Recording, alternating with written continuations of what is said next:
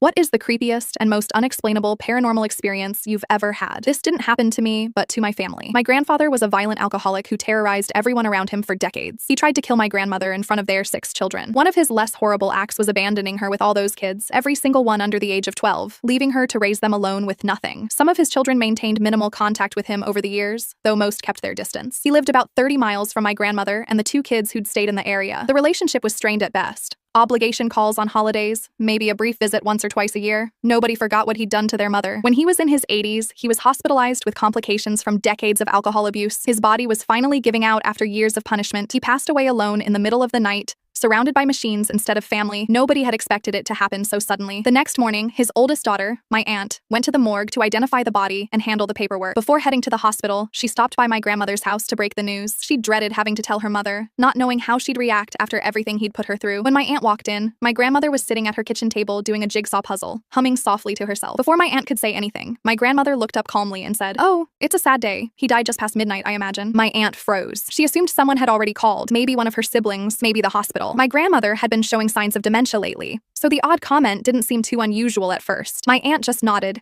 gave her a hug, and headed to the morgue to handle the arrangements. At the morgue, when she saw the death certificate, my aunt's blood ran cold. The official time of death was listed as 12:10 a.m., just past midnight, exactly as my grandmother had said, but nobody had called her. My aunt had been the first to be notified by the hospital that morning. On her way home, my aunt stopped back at my grandmother's house. She had to know. "Mom," she asked carefully, "who called to tell you he died? And how did you know it was just past midnight?" My grandmother set down her puzzle piece and smiled, not with bitterness or pain, but with something that looked almost like peace. "Nobody called, honey. He came to see me himself at 12:30. We talked for a spell." My aunt felt the hair on her arm stand up. "What do you mean he came to see you?" "He appeared right here in my living room," my grandmother said, pointing to the spot near her recliner. "Clear as day. He wanted to apologize for all he'd done to me and you kids over the years. For the beatings, the drinking, leaving us with nothing, for trying to—" She paused, her voice catching slightly. "For that night, with the night." She resumed her humming, fitting another puzzle piece into place. "I think he made his peace and was able to move on, so I'm glad for that. After carrying all that anger and hurt for so long, he finally let it go, and so can I." My aunt sat there stunned, doing the math in her head. "He died at 12:10 a.m. My grandmother said he visited at 12:30 a.m., just 20 minutes after his death was officially recorded. She'd known he died before anyone could have possibly told her, down to the approximate time, because his ghost had come to apologize. My grandmother went back to her puzzle, completely at peace with what she'd experienced. She didn't seem scared or unsettled, just relieved.